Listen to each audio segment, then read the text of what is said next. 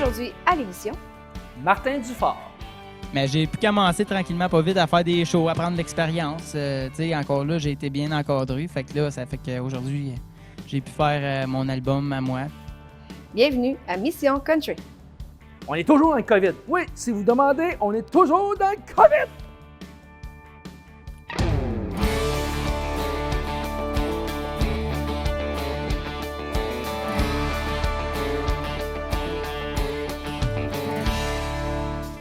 Aujourd'hui, on rencontre un first pick, c'est comme ça que je l'appelle, un jeune chanteur très prometteur, Martin Dufort.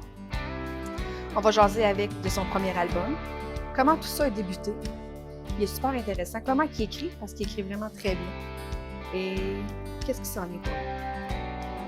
On laisse avec lui. Et nous tout gratter, une bonne petite douche avant d'aller se coucher. Mais maintenant, la piste est fermée. Je trouve ça de valeur, ça passe à nos soirées. Salut Martin, Ben, salut Steve! merci de nous recevoir chez vous. Ah ben, merci à vous autres de me recevoir à votre émission. Là, je vois dans la pièce en arrière de toi là, qu'il y a des guitares et tout. On est-tu dans ta pièce de musique? Ouais, ben c'est comme mon petit studio, là. J'avais commencé à faire le ménage un peu là-dedans parce qu'on est en déménagement, là. Mais je l'ai tout remonté pour l'occasion de l'émission. Puis c'est titre qui se passe beaucoup de création, là. Cool, et j'imagine que c'est chez tes parents? Ouais, c'est chez ma mère. Tu viens de quel coin? J'habite à Macham. Et c'est dans quel coin du Québec, ça? Ouais, hein, Macham dit ça juste de même. Ça, c'est en Outaouais, c'est à peu près à 30 minutes de Gatineau. Comme c'est proche de Gatineau, est-ce que c'est un peu anglophone ou c'est beaucoup plus francophone? Ouais, Yes No Toaster. Ça répond à mes questions. C'est ça. Ça fait pas longtemps que tu as commencé dans l'univers du country. Alors, pour les gens à la maison, c'est qui Martin Dufort? Ben Martin, c'était un jeune qui a commencé à jouer de la musique. Ben, il avait jamais touché une guitare. Ben oui, là, mais j'avais jamais joué de la guitare ni chanté pour de vrai, là, à part dans ma douche. Puis c'est vraiment quand je suis rentré au secondaire, il y avait un monsieur qui donnait des cours de musique sur l'heure du midi. Il s'appelait Richard Groux. Puis c'est ça, il a commencé à me montrer comment jouer de la musique, comment jouer de la guitare. Puis un an plus tard, il commençait à m'apprendre comment chanter. Fait que j'avais bien du fun à apprendre tout. Fait que Est-ce que tu avais un intérêt dans la musique avant ça? oui, j'ai toujours aimé la musique, mais avant, j'écoutais plus du Black Eyed Peas, du AC/DC. Puis Richard, lui, il joue du country, puis il fait partie de la formation Exception, puis de Cadence aussi avec sa femme. Puis, fait que là, moi, j'ai comme suivi un petit peu dans cette branche-là. Quand ils ont senti que j'étais prêt, ben ils ont commencé, moi puis d'autres jeunes, à nous permettre de faire des apparitions dans des festivals puis d'autres spectacles. Fait que c'est vraiment comme ça que ça a commencé. Les premiers festivals, c'est en 2016, j'ai commencé à faire ça. Puis, il y a Ghislain Mongeon aussi qui m'a extrêmement beaucoup aidé dans la musique. Fait que c'est pas mal grâce à ces gens-là que je fais de la musique aujourd'hui. Qu'est-ce qui t'a accroché dans la musique country? Comme plusieurs le disent, je trouve que c'est une musique qui est rassembleuse. Moi, quand j'ai fait mes premiers festivals, j'ai tout de suite eu la piqûre. C'était vraiment cool. Puis j'en écoute encore là, de la musique que j'écoutais avant, mais vraiment, ma branche, c'est le country. Puis là, ben, je m'en vais plus un petit peu new country, mais tout ce qui est country, new country, country rock, western, bluegrass même, j'aime tout ça. Fait que C'était qui le premier artiste country que tu as écouté? c'est soit Exception ou... ouais, je pense que c'est le premier album d'Exception. OK. Que je me souviens, là, vraiment, qui m'a marqué. Exception, Carole Renaud. Puis Jess Mongeon, quand il a sorti son premier album aussi. Là. Fait que, sinon, avant ça, c'était comme... j'écoutais du Johnny Cash, du Brad Paisley, puis Irvin Blais, Louis Bérubé. T'as commencé jeune, je pense. T'avais quoi, 14-15 ans? Ouais, à peu près, ben oui, à peu près ça. Ouais, 15 ans, je pense, j'ai commencé à faire mes premiers spectacles, des petites apparitions. Puis l'été, tu sais, l'été d'ensuite, ben là, les festivals ont commencé à m'appeler pour que j'y aille puis vraiment faire un set de 45 minutes. Quand même! Ouais, non, c'est vraiment cool. Je suis vraiment content de la tournure que ça a pris. Écoute, ça fait pas longtemps là, que le country est devenu comme cool, on pourrait dire. Puis, dû à ton âge, parce que tu es quand même assez jeune, est-ce que tu es un peu gêné de te lancer dans cette musique-là? Ben, tu sais, moi, mes chums, il y en avait qui écoutaient du country, mais je veux dire, la majorité écoutait pas ça, écoutait plus du rock, du pop. Fait que, tu sais, j'en parlais, ouais, à mes chums, mais pas plus qu'il faut. Des fois, je me faisais niaiser aussi. Mais moi, j'ai tout le temps trouvé ça cool. Écoute, c'est la musique que j'aime, fait que, tu sais, moi, c'est pas grave qu'est-ce que les autres vont penser. Moi, j'aime ça au bout, fait que c'est ça qui est important. Puis je sais que je suis pas le seul non plus. Puis tes parents, eux, comment ils ont réagi quand tu as dit que tu allais te lancer dans le country? Ben, ils m'ont beaucoup supporté. Puis, tu sais, eux autres aussi, ils aiment ça, le country. Ils ont tout le temps aimé ça, fait que ça n'a pas été une corvée pour eux autres. Écoute, ma mère a fait ben du kilométrage dans les premiers temps. Encore aujourd'hui, là, même si je suis capable d'aller à mes shows tout seul à cette heure, puis j'ai mon genre, elle me suit souvent. Fait que, ouais. Puis mon père aussi, là, fait que, non, j'ai été chanceux aussi pour ce côté-là.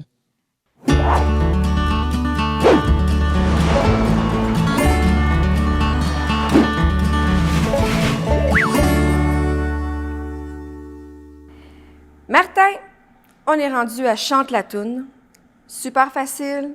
Je pige un mot, tu me chantes une chanson. Tu vas voir, je suis super loose dans les règlements. Là. Tu peux conjuguer le mot, tu peux le transférer en anglais s'il est en français, ça peut être un mot de même famille, pas de trouble. OK, premier mot. Alabama.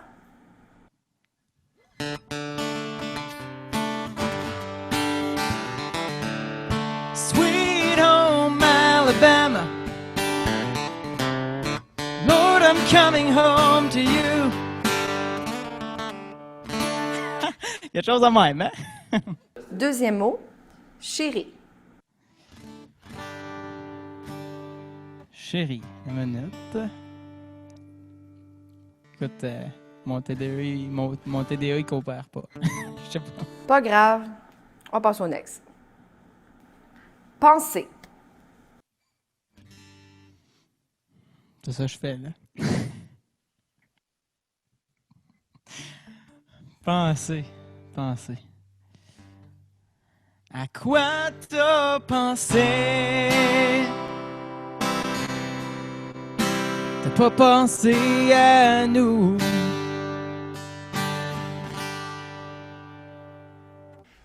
Quatrième mot. Tomorrow. Attends une minute, ça. If tomorrow never comes, would she know how much I love her? Est-ce que j'ai tout essayé de lui montrer chaque jour qu'elle est mon seul amour? Ah, if tomorrow never come. Magnifique. Cinquième mot. Love. Hey, de la misère, Colin, tu vas tout passer tes papiers. Love.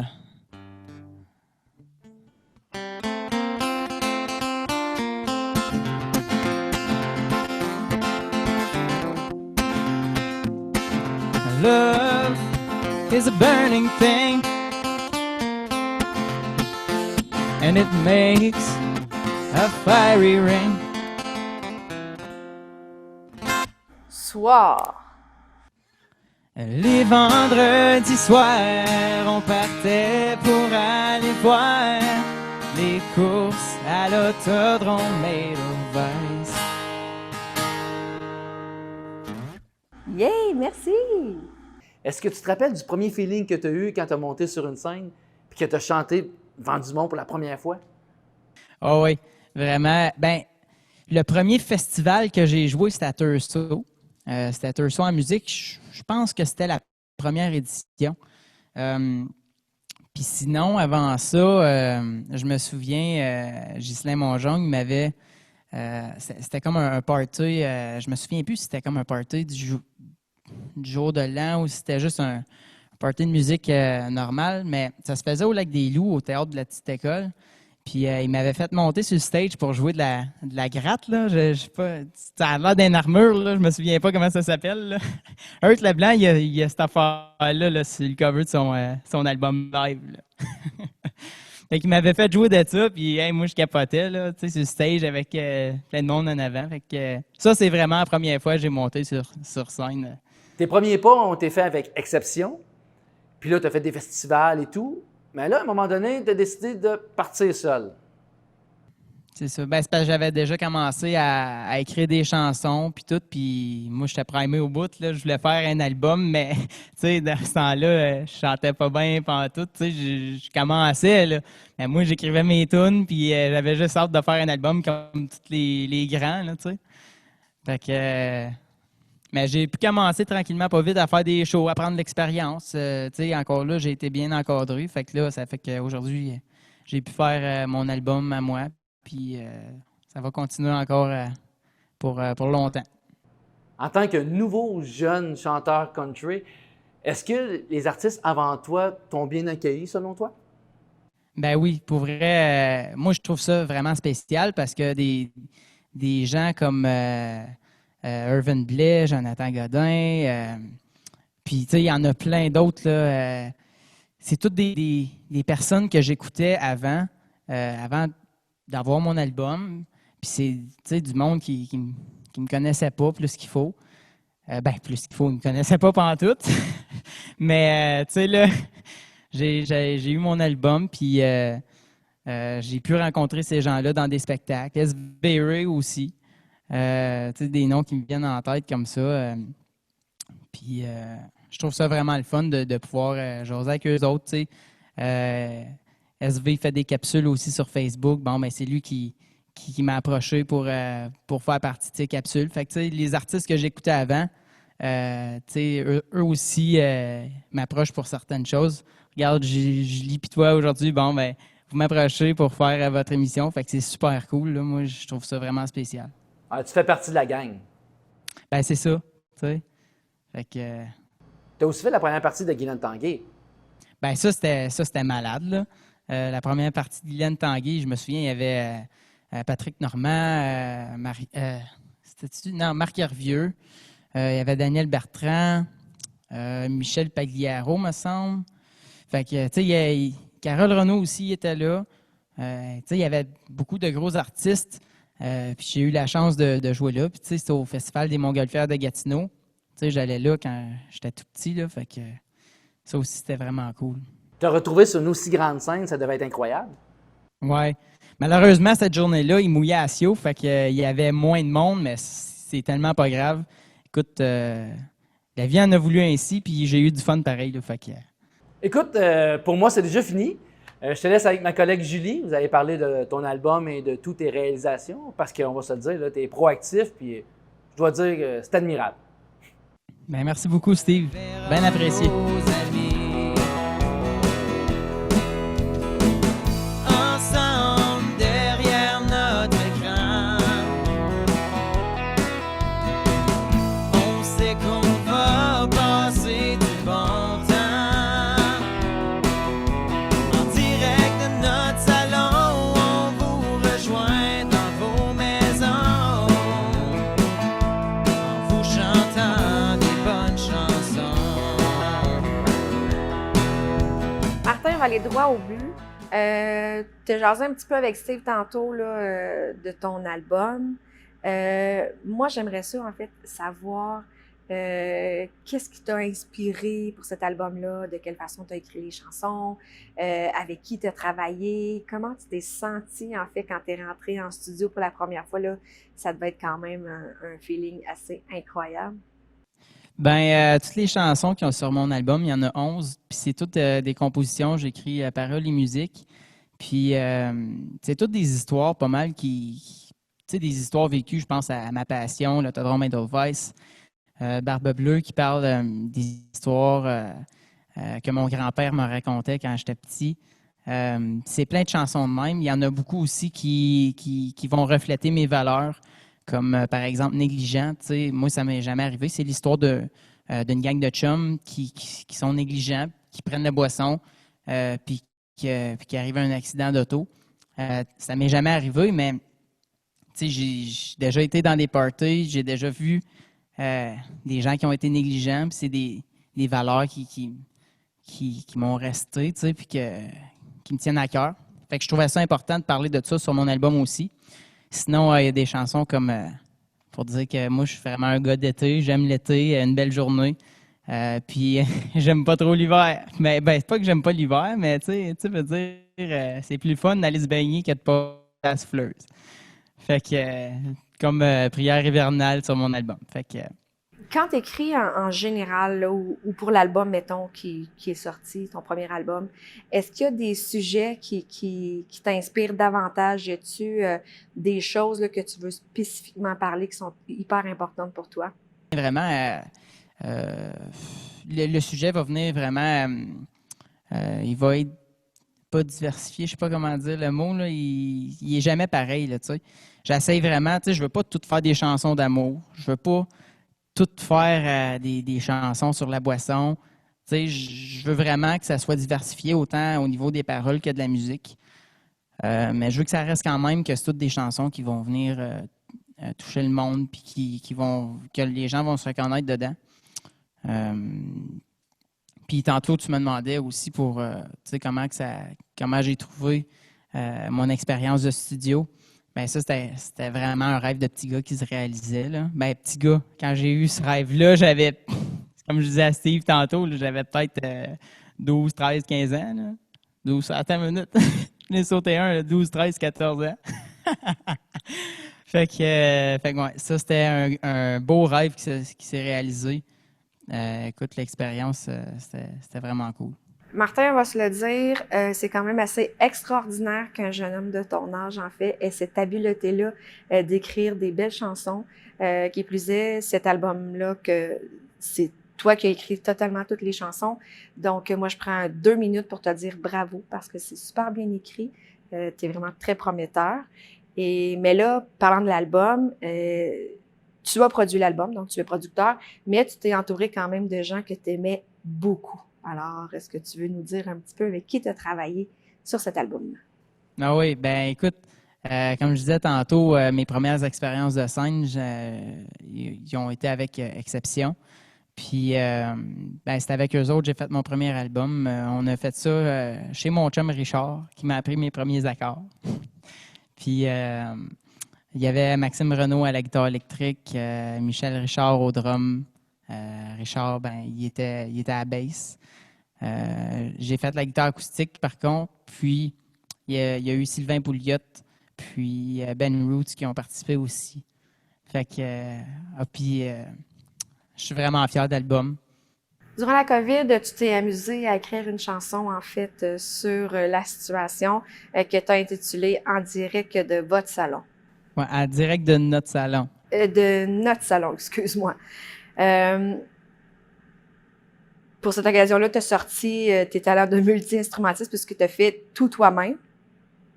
Dis-moi, pourquoi tu as eu envie d'écrire une chanson sur ce qu'on vivait au printemps? Tu sais, c'est un sujet qui vraiment nous touchait tout le monde. On était tous en confinement. Là. Je pense pas que c'était comme ça partout dans le monde, mais je veux dire, il y a une grosse partie des gens qui étaient en confinement. Puis, je voyais ça aller. Il y avait des gens qui faisaient des lives sur Facebook, des artistes. Je trouvais ça cool au bout. J'ai suivi la même optique qu'eux autres. J'ai commencé à faire des lives aussi sur ma page Facebook. Puis, je sais qu'il y avait d'autres artistes qui avaient fait des chansons qui parlaient justement de la situation qu'on vivait avec la COVID. Puis, moi, je voulais un petit peu montrer le positif là-dedans, qu'on était quand même capable de se rassembler à notre façon, puis faire des lives sur Facebook, rester connectés, autant avec les autres artistes qu'avec les gens qui écoutent notre musique. Fait que c'est pour ça qu'en direct de notre salon, ben, on est encore là, là. Puis le fait que je l'ai fait tout seul, ben, je pouvais pas le faire nulle part d'autre. Fait que moi, j'avais du temps pour m'occuper aussi. Fait que je suis vraiment pas un joueur de drum ni un joueur de bass.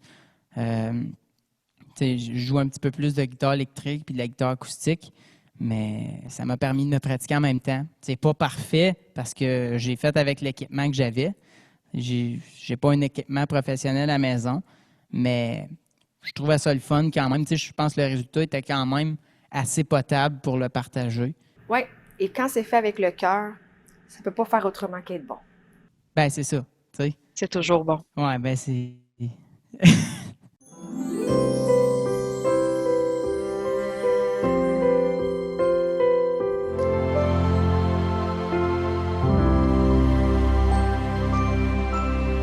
Alors, Martin, merci d'avoir accepté mon invitation de blind date.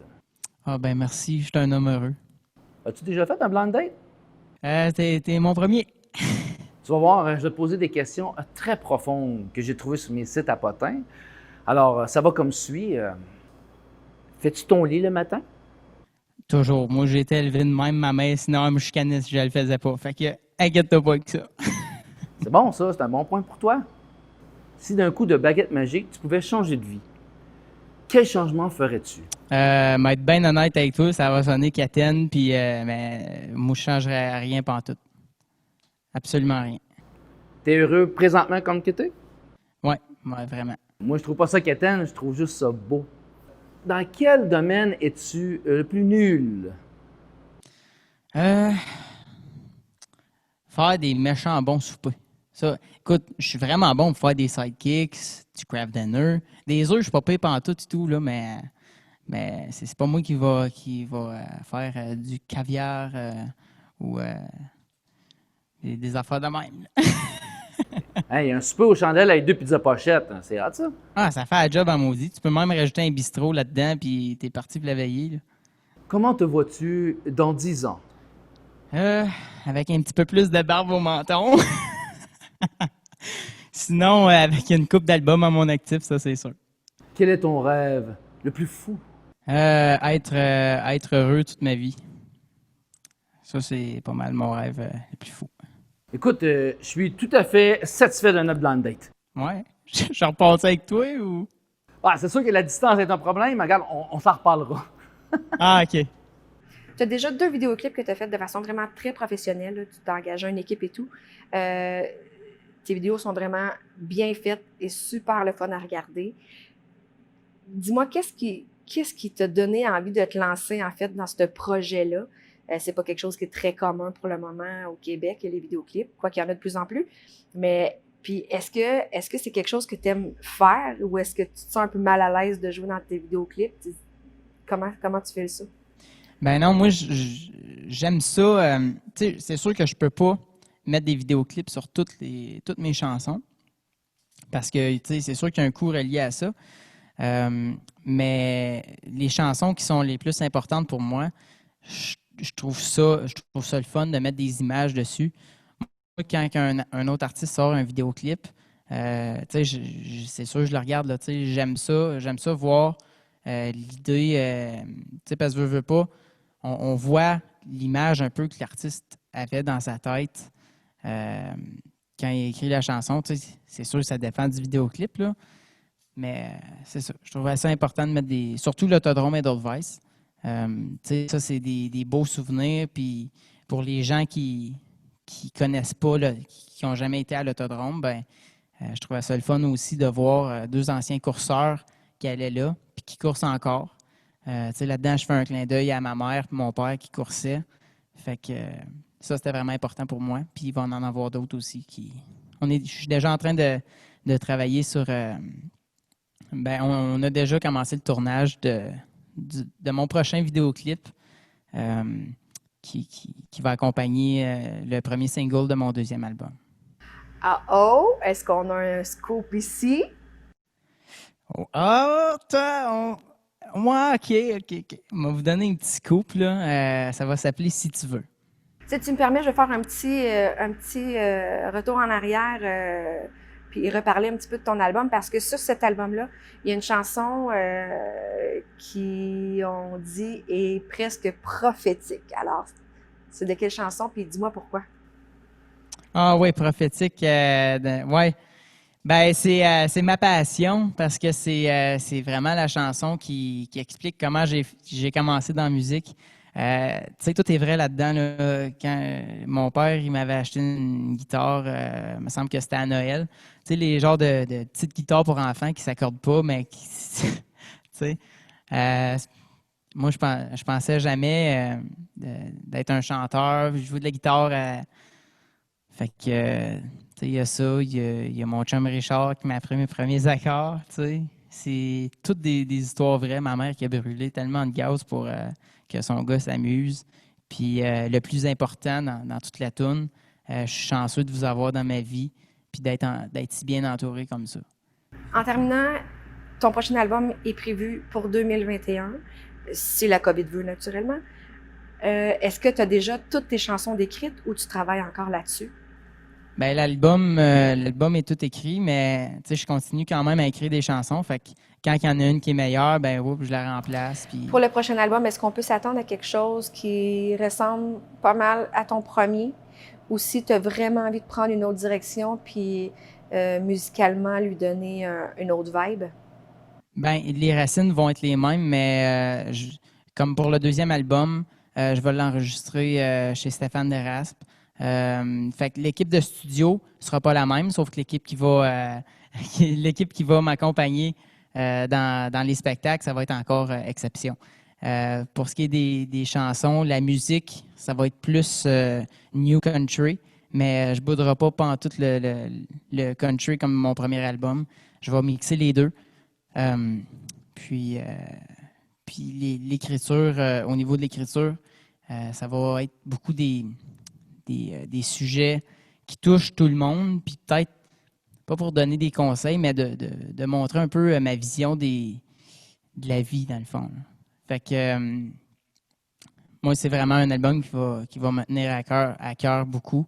Puis j'ai extrêmement hâte que les gens puissent écouter les chansons parce que je pense qu'il va être encore meilleur que le premier. Écoute, moi, j'en suis certaine et du plus profond de mon cœur, je te souhaite le meilleur et j'espère que tu vas pouvoir rentrer en studio le plus rapidement possible. Yes, moi aussi, j'espère.